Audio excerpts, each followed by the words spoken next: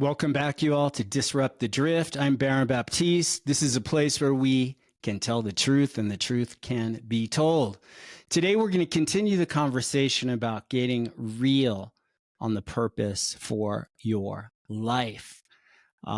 If you're on YouTube, please comment, leave comments, like the show, subscribe to the channel, share the show. Appreciate you. Let's get right into it. To be the one. I mean, I don't even know if people can comprehend the idea that that somebody will come into this world just to end up being a sacrifice to save the whole human race. And you know what I get from that, even just bringing it back down to the individual, myself included in this, is when you're in service of something greater, whether that's in humanity or just your family, you're in service to something greater. There's suffering as a part of it. It's like the front and the back of the hand. They're always together. Even if you sliced your hand in half, you're still going to have a front of a hand and a back of a hand. Suffering and being of service and a higher purpose in life go hand in hand. I wanted to come back to passion. Also from the standpoint, I'm just remembering, I saw Michael Jordan, probably the greatest basketball player who ever lived, and he was being interviewed. And the interviewer asked him, what do you feel when you're out there? He goes, you don't look like you're having fun. He said, are you having fun? He said, do you experience joy? What are the emotions you're feeling? And his response was interesting. He said, I don't feel anything. In fact, I'm not even there. He said, I'm in a zone. And he said, the world slows down. And he said, the basketball hoop occurs to me like the size of a hula hoop. And the guy said, but what do you feel? And he said, I feel nothing. I am just in motion in the game. I see the target, that basketball hoop. Everything's moving somewhat in slow motion. And that hoop looks like the size of a hula hoop. But obviously you could say Michael Jordan had passion, but it doesn't occur like that. He's alive. He's there. He's present. David, when you're in a flow in that zone as a surfer, or when you're doing something that you have mastery in, you worked in radio for years. I know you've got mastery in that domain. And when you're really in it, there's an aliveness, there's creative juices, there's a creativity, there's an energy, there's a directedness of mind. But it's not like you have a bunch of feelings, right? It's a very interesting distinction that we can make right now, which is the emotion part of the passion. And in the Merriam-Webster dictionary, it says this, under the category of emotion: the emotions as distinguished from reason. Now, emotions are driven by different forces than reason itself, because one is a faculty of interaction with an environment, one way or another, either positive or negative, and reason is, and I want to go back to purpose, and listen to this. It says in the American Heritage Dictionary, to set forth, to bring forward. Purpose. So purpose and reason have a tendency to get intertwined, because if you are going down the wrong path and you're bringing forth something, if you're bringing forward the fruit of going down the wrong path, you taste it, you feel it, and you know it.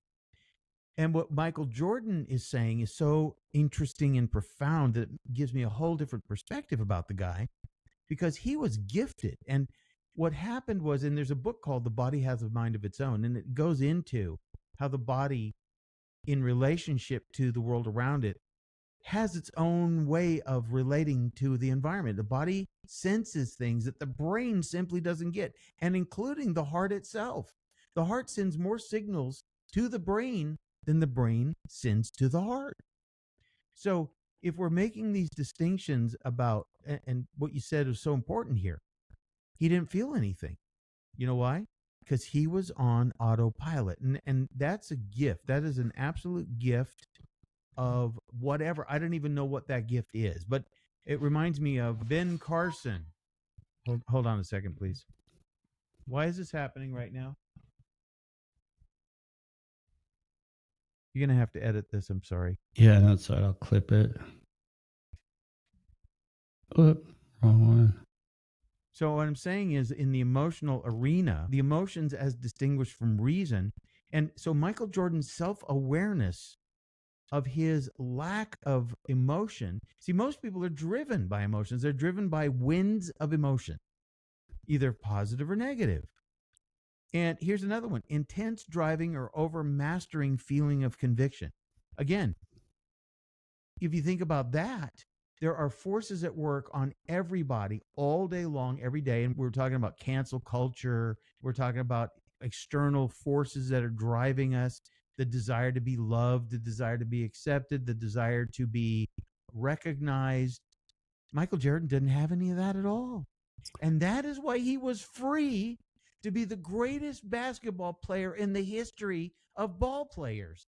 He didn't have any of that working on him, that intense driving or overmastering feeling that he had to perform, he had to be his best. He just was. And yeah, and it comes back to my point about mastering something. He wasn't trying to do 100 different things. He was doing that one thing, just basketball. And he would practice that and develop that skill and then be on the court and playing those games for years and probably hundreds or thousands of games. But doing one thing that's never been seen before in someone at that level. But that could be any of us. We take one thing, do one thing, and really get command of that one thing. I think people are always looking for all the things, or they keep changing jobs or trying different things, different partners, different cities, different things, but they don't master one thing. Doing one thing that's never been seen before and doing it at a level that's never been seen, that in that mastery of something is where that level of excellence. And then we're distinguishing the word passion here, but there's something that emerges in that mastery that becomes purposeful and becomes a purpose. And I say when it has to do with contributing to others or making a difference or being in service for others as a passion, it becomes a lifeline, and your purpose is born out of that. And it gives you your thinking, because rather than thinking broadly, quantity over quality, I'm talking about here, rather than thinking broadly, when you're working on one thing, developing one thing, you're thinking deeply and narrowly rather than broadly and quantity over quality. Yeah, like that. So an intransitive verb of the word purpose is very interesting. It says to have a purpose or intention to discourse. Now, to discourse means to do exactly what you and I are doing right now. We're having a discourse. We're conversating. We're examining. In a manner of speaking, we are like scientists. We're looking at life from not a strictly scientific perspective, not a technically scientific perspective, but from a metaphysically scientific perspective, so that we can find answers. And this intransitive verb of purpose means to find answers through communication. Okay. And so I'll give you an example. I was dealing in my particular workplace right now. I deal with a lot of people, and there was one person I had to deal with who had nothing to say. So when you begin to have a conversation, what do you mean nothing to say? Like you'd initiate a conversation, right? And there was like a wall, and it was like one or two word answers. Yeah, nothing coming back from this. And then you look at the person's personality, you look at their persona, you look at their body language, and everything about you is telling you that they don't care. This Yeah. is just this is so clear that they don't have anything to say. They're absorbed in themselves. This guy had a dog, and he was really focused on his dog. Well, And he's bound up. He's all bound he's up bound himself. up. He's Yeah. bound up. And So yeah. And I've been there. When you lack purpose, you don't, if you're not outflowing, you start internalizing, inflowing. And that's where all those emotions and all the thoughts and all the stories and all the body sensations and then your imaginations and you're going into fantasy land.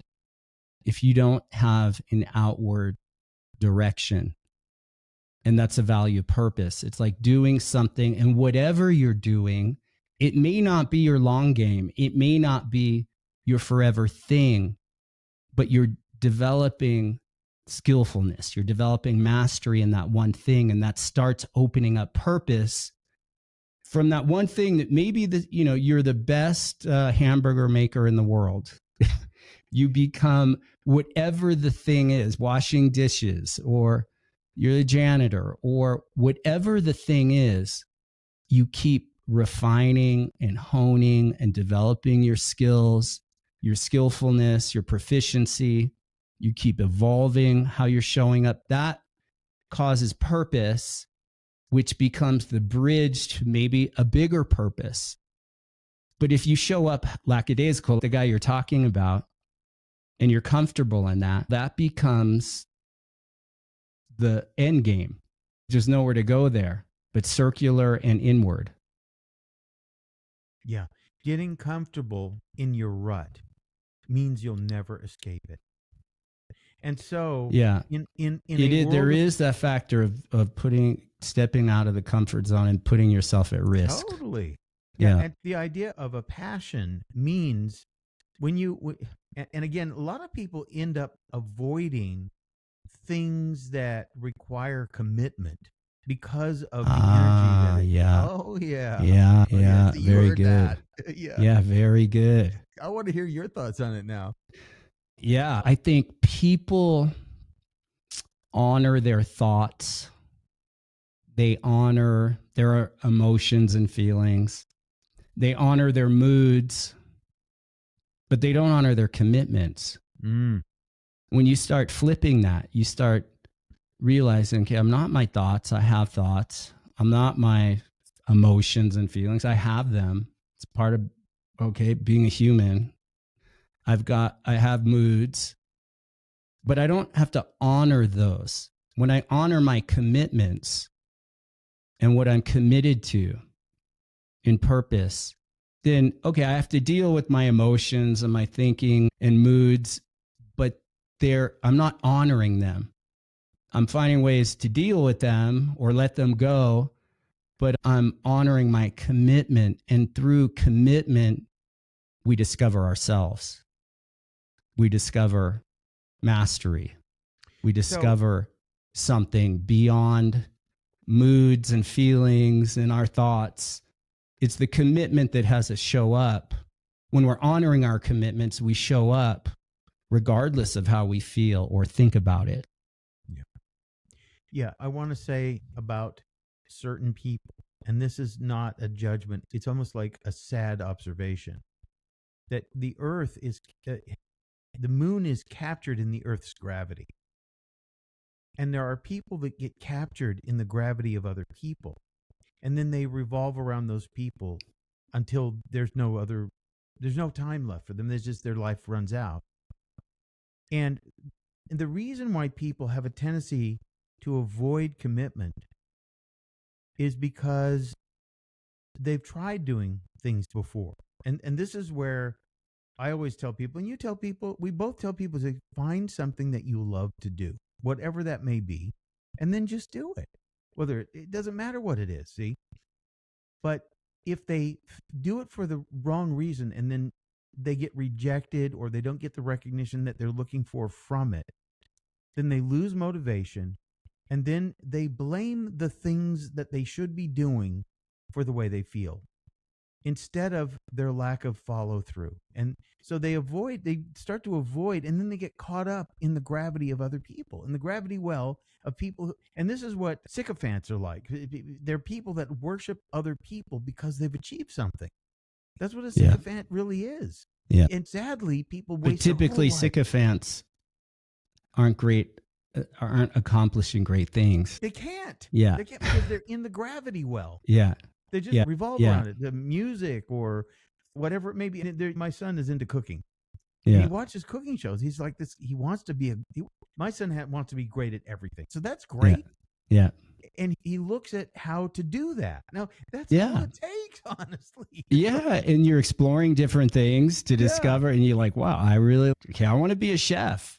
Yeah. Or it emerges like that through that curious mind and exploring and maybe going down those rabbit holes of, you said he's a bodybuilder as well. Or he likes training. Yes. And training, what I love about that is physical training is a very good place to impart and receive critical lessons for skills and mindset.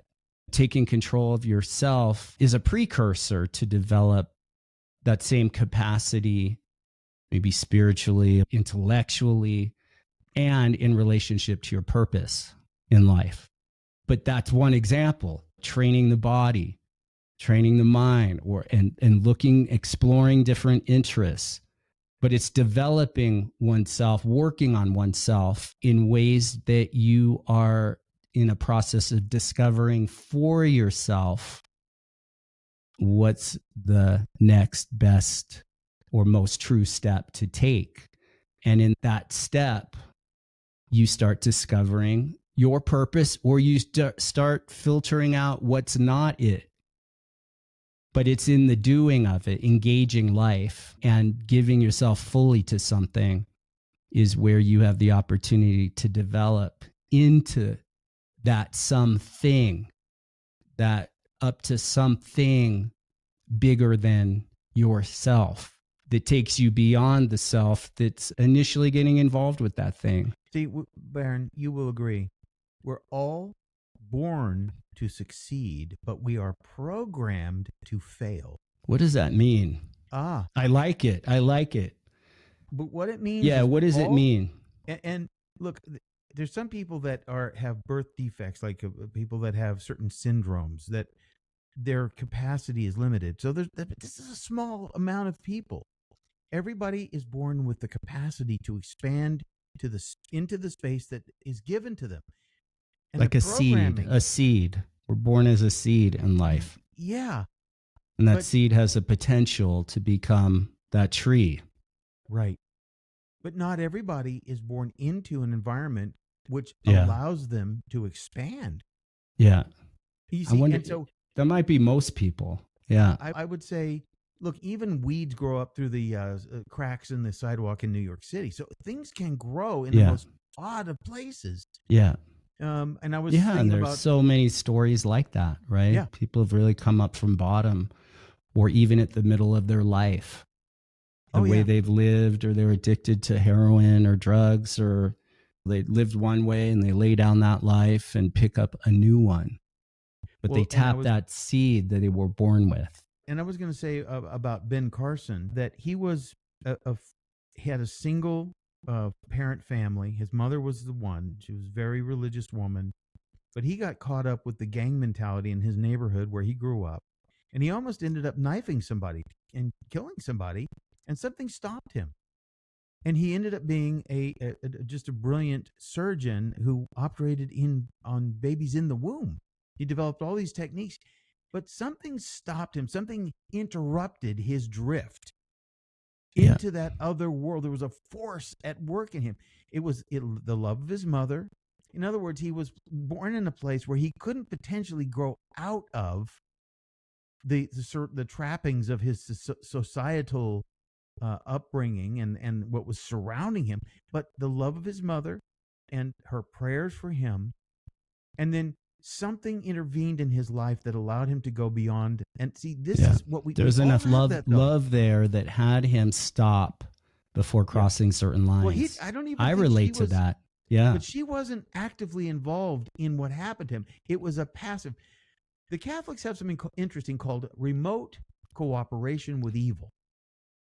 And what it means is if you do something that you know is wrong, I know that I can't think of the example right now, but doing something that would be considered to be wrong in a spiritual sense doesn't mean you have to be directly involved with doing the wrong thing. It just means that you're thinking the wrong thoughts at times, or you're going along with a group of people or an idea. That's remote cooperation evil. But remote cooperation with good is the polar opposite of that. You are involved and you're involving yourself with some good higher force. And that force, believe me, it actually and you're taking different actions and you have different attractions coming into that force field or that clearing. Yeah. Right. I relate to that. And then we'll wrap up. But growing up, same. I was hanging out with all the wrong kids, surfer grommet, I think like you. Yeah. In California, and just hanging out with all the surf grommet kids and drinking, smoking, just getting in trouble. But I was often in situations where things could go really bad. And some kids would cross that line and do those bad things. But something in me never would cross a certain line. I would I'd be in those environments and around those people where bad things were happening, but I wouldn't cross a line. That some of the kids got into heroin or meth or bad things like that, or violence.